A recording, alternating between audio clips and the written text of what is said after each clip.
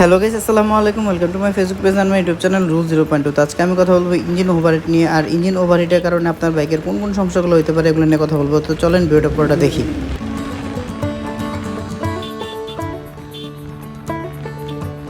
বর্তমানে আমরা যারা বাইক রাইড করি কন্টিনিউ, যারা পাঠা ওভার চালাই এবং বাইক নিয়ে সারাদিন দৌড়াদৌড়ি করি, তাদের বাইকে সবচেয়ে বেশি একটা সমস্যা হচ্ছে ইঞ্জিনটা প্রচুর পরিমাণে ওভারহিট হয়ে যাচ্ছে এবং এর কারণে হঠাৎ করে বাইকটা স্টার্ট বন্ধ হয়ে যাচ্ছে। আর স্টার্ট একবার বন্ধ হয়ে গেলে 2-3 মিনিটের আগে স্টার্টটা নিচ্ছে না, দেন কিছুক্ষণ ওয়েট করার পরে কিক দিলে বাইকটা স্টার্ট নিচ্ছে। তো এটা কেন হয় এটা নিয়ে আজকে কথা বলবো।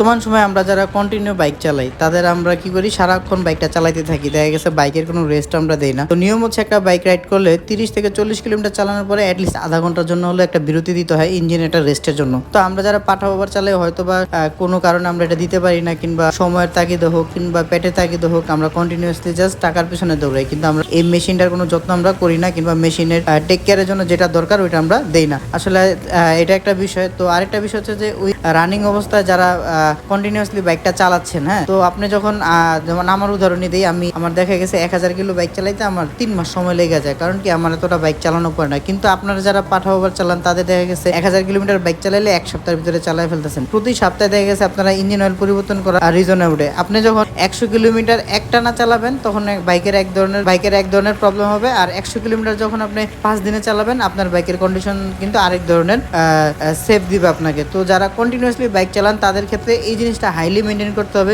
আপনার প্রতি 30 থেকে 40 কিলোমিটার পর বাইকটাকে অ্যাটলিস্ট আধা ঘন্টার জন্য হলেও ইঞ্জিন ব্রেক দিতে হবে। কারণ ইঞ্জিনটা যদি একটু রেস্ট না দেন সেক্ষেত্রে কিন্তু আপনার বাইকের ইঞ্জিন ওভারহিট হয়ে ইঞ্জিনের কম্প্রেসার ছেড়ে দিতে পারে, আপনার স্টার্টে ঝামেলা হবে, একটু পর স্টার্ট বন্ধ হয়ে যাবে। তো দেখা গেছে কি যখন ইঞ্জিন একটু ঠান্ডা হয় তখন আবার কিক দিলে স্টার্ট নিয়ে নেয়। এটা নিয়ে অনেকে উদ্বিগ্ন আছেন। আর আপনারা যারা পাঠা ওভার চালান তারা এই জিনিসটা তো মেনটেন করবেনই, প্লাস আপনারা চেষ্টা করবেন মোবিলটা দ্রুত চেঞ্জ করে ফেলার জন্য। কারণ ইঞ্জিন অয়েল যদি আপনি দ্রুত চেঞ্জ না করেন সেক্ষেত্রে কিন্তু আপনার বাইকের ইঞ্জিনে আস্তে আস্তে প্রবলেম শুরু হবে।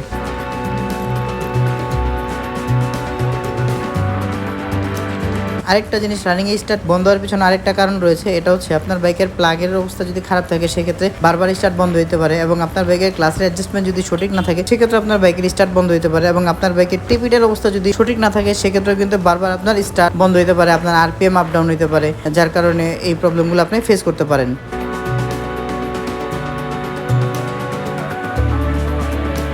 শুধুমাত্র টাকার পিছে দৌড়ে যে আপনি নিজের শরীরের ক্ষতি করতেছেন, বাইকের ক্ষতি করতেছেন। দেখা গেছে একটা সময় গিয়ে যে আপনার শরীরও আর কুলাইতে পারবে না, আর আপনার বাইকটাও তখন আর কুলাইতে পারবে না। তখন দেখা যাচ্ছে শরীর এবং বাইক দুইটার পিছনে আপনার ব্যাপক পরিশ্রম দিতে হচ্ছে এবং আপনার বিশাল একটা অ্যামাউন্টের ড্যামারেজ দিতে হচ্ছে। তাই যাই করবেন আস্তে ধীরে রিল্যাক্সে পাঠাও রাইড করেন আর ওভার রাইড করেন, যাই করেন না কেন একটু বাইকেরও রিল্যাক্স দেন, আপনি নিজেও রিল্যাক্স হন, আস্তে ধীরে করেন। তাহলে দেখা গেছে আপনিও ভালো থাকলেন, আপনার বাইকটাও ভালো থাকলো। যেহেতু এটা আপনার একটা যান্ত্রিক জিনিস এবং আপনার জীবিকা নির্বাহের কাজে এটা ব্যবহার করেন, তাই এটারও একটা মেইনটেনেন্সের বিষয় থাকে।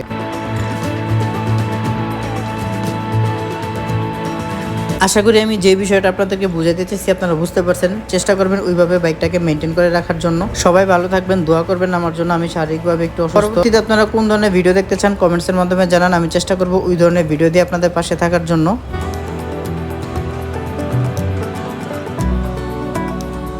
আমার একটি ইউটিউব চ্যানেল আছে রুল 0.2, ওই চ্যানেলটাকে সাবস্ক্রাইব করে দিবেন, এবং আপনি যদি আমার পেজে নতুন হয়ে থাকেন অবশ্যই আমার পেজটাকে ফলো দিয়ে দিবেন। আর অবশ্যই ভালো মানের ইঞ্জিন অয়েল ব্যবহার করবেন। 2 টাকা বেশি গেলেও অথরাইজ সার্ভিস সেন্টার থেকে ইঞ্জিন অয়েল নেবেন, কারণ ভালো ইঞ্জিন অয়েল আপনার বাইকের উপরে অনেক ভালো ইফেক্ট পাবে। আর যদি আপনি ডুপ্লিকেট ইঞ্জিন অয়েল ব্যবহার করেন সেক্ষেত্রে কিন্তু ইঞ্জিনটা দ্রুত নষ্ট হয়ে যাবে, ইঞ্জিনের সাউন্ড নষ্ট হয়ে যাবে। সঠিক সময় ইঞ্জিন অয়েল পরিবর্তন করবেন এবং অরিজিনাল ইঞ্জিন অয়েল ব্যবহার করবেন। ভালো থাকবেন সবাই, আসসালামু আলাইকুম।